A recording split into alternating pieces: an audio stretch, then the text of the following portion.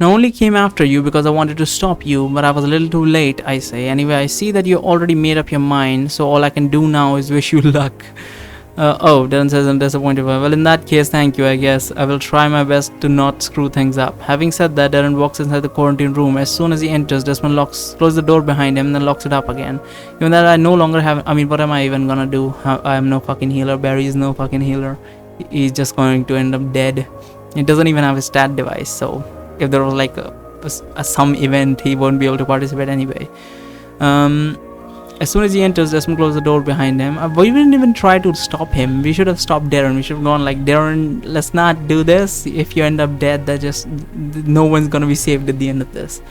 Given that I no longer have any business here, I decide to return to my friends who are still gathered up near the rows of chairs by the wall. I take it that you couldn't convince Darren to change his mind, Kate says as I join them. He was too determined to go in there, I say. There was nothing I could do. I'm sure he'll be fine, Hardwick says. We've all gotten out of situations far worse than some lousy sickness. He'll find a way to deal with it eventually. But Darren is busy tending to the sick inside the quarantine area. The rest of us spend this time to have a few discussions with Braina and Layla's father about the structure of this underground society and the relations to the people living on the surface of the city. Just we were beginning to get a better understanding of how things are working in all under, both above ground and below. We see that iron doors opening as Darren limps out of the quarantine area with a goblin dressed in white mage robes falling close behind him. A goblin, Iluna says, surprised when the two of them reach us. Yeah, this is Kelrim, Darren says, a goblin white mage who has been volunteering to treat the sick people in quarantine area for the past 2 weeks. 2 weeks, I say. Shouldn't that mean that his disease is contagious by now? No, Darren says, apparently this sickness develops more slowly for goblins than it does for humans, so he should still have around 2 more weeks before he needs to be locked in the quarantine area with the others. Okay, I say, but why did you bring him with you? I brought him here because he wants to find a cure to the sickness just as much as I do, Darren says. He also helped me a lot by casting a protection spell on me that shielded me temporarily from the disease. It's thanks to him that I managed to figure out the true nature of the illness. Darren, working together with a monster, Hardwick says. Now there's something I never thought I'd see in this lifetime. The healer speaks the truth, Brainan says after inspecting the back of Darren's neck. The temporary spell he broke off really did manage to protect him from the disease. Spoke off, not broke off. So if you already managed to figure out the nature of the sickness, then why did you come back here, Kirt says. It's because I can't cure it by myself, Darren says. I need help.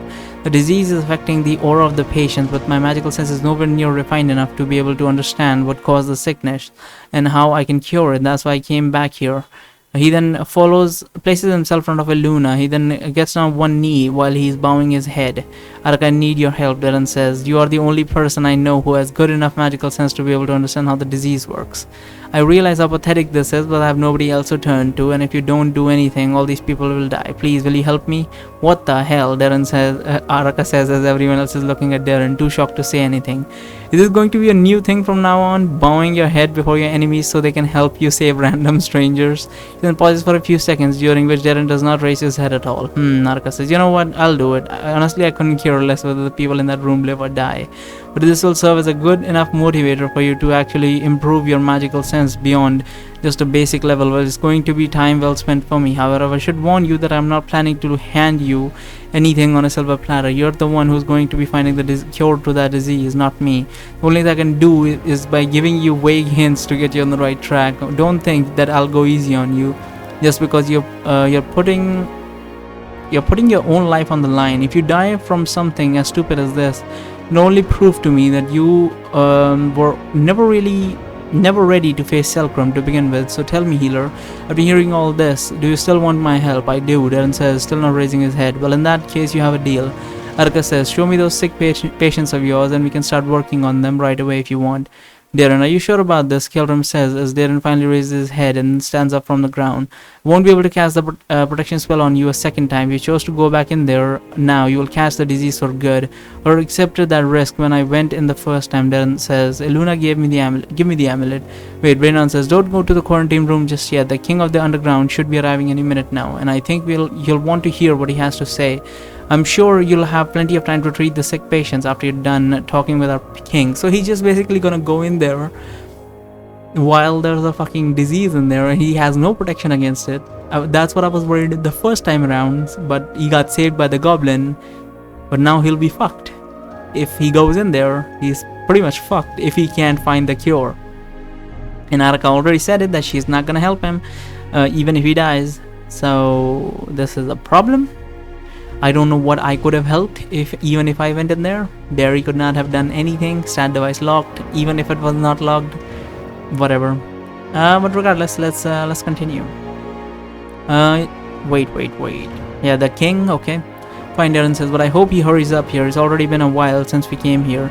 The king sure is taking a sweet time to come greet us, Hardrick says. Although that Albert guy didn't stop to talk with any more of his friends on the way, or we're going to be waiting here for a really long time. I don't see any harm in that, Layla's father says. It gives a good opportunity to get to know each other better. For example, I'm certain that many of you would have many more than a few questions to ask our friend Keltrim over here. After all, it's not often that you get to meet a goblin white mage, and especially not within the confines of a human city. I have to admit that I was wondering how Keltrim got to learn white magic. Now that you mention it, I'm a bit curious to know how a goblin ended up in a human city. Actually, I can't say I care all that much, to be honest. The white magic bit is more interesting because I don't know, he probably sneaked into the city or something. But the white magic bit is a bit interesting because who really taught him? I learned it mostly from books, Kelram says. Oh, that's a boring answer. Goblins don't typically practice healing magic, so I don't have anyone to teach me. The standard white mage spell book helped me a lot in the beginning. I read many other books as well in the time. I also began to experiment making small modifications to certain spells in order to see what they would result in. Unfortunately, I'm only a novice spellcaster, so a lot of these experiments ended up in failure. If you managed to modify any of these spells successfully, then I'd say that you're quite far from being a novice mage. Luna says, most beginner mage would rarely bother casting any other spell than the most basic one. They most certainly won't risk modifying them. They wouldn't? Kelram asked surprised. I always assumed that this was how everyone started learning how to use magic. Anyway, I had a question to ask to you as well. You seem to have come to Allender recently. You wouldn't happen to have met a group of 3 goblins on your way here, would you? They were supposed to return to the city any day now, and I made sure to leave them this week's pasture. Paths were written on a rock by the side of the river, not far from here, and I haven't heard from them yet.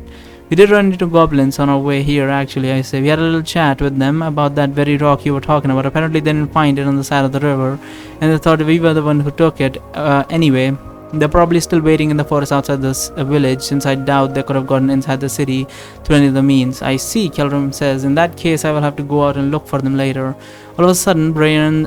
Well, that means that the goblins can just enter the city. That's interesting. Alright, the city allows goblins and monsters to come in, right? As long as they're, like, civilized. As long as they're intelligent? I see, Kelram says. In that case, I will have to go out and look for them later. All of a sudden, Braynon turns around and then he jumps back out of shock, now looking at a man in his mid-50s standing in front of him who is wearing chainmail armor and grey mantle around his shoulders. My king, Braynon shouts, and then bows solemnly. Well, there is no need to interrupt what you were doing, the man wearing the grey mantle says. As we all turn to face him, please continue from where you left off. I'll wait. We all exchange a few looks, then we simply stare at the man before us, unsure what exactly to say. Should I take it that you're done then? The man wearing the mantle says.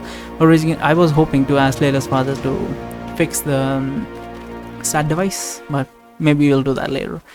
While raising an eyebrow. Good. In that case, I will take this opportunity to apologize for making you wait so long. Unfortunately, I was in the middle of a meeting that just couldn't be interrupted, so I wasn't able to invite you to meet me right away. Given that I'm the only one who kept on waiting, I figured that I should come and escort you personally as an apology. You're the king of the underground, Aaron says. In the flesh, the man with the grey mantle says. So, where are you going to escort us then? Hardrick says. To my throne room, of course. The king of the underground says, follow me. He then begins heading towards the other end of the hall. Then he stops and turns to us one last time. Oh, and I do hope that you don't have any appointments scheduled right after our meeting. The king of the underground says, going to take a while. Please make yourself at home, the king of the underground says as soon as we all enter the throne room. I prepared a few chairs for you, but you can also stand if you want. As we each go to sit on a chair, the king takes a seat in his throne, which honestly isn't much different from the wooden chair that we are now sitting in, except that it's a bit bigger. With a few ornaments on it, the 2 guards are currently standing on each side of the throne, while Albert and Peter are leaning against the wall on our left.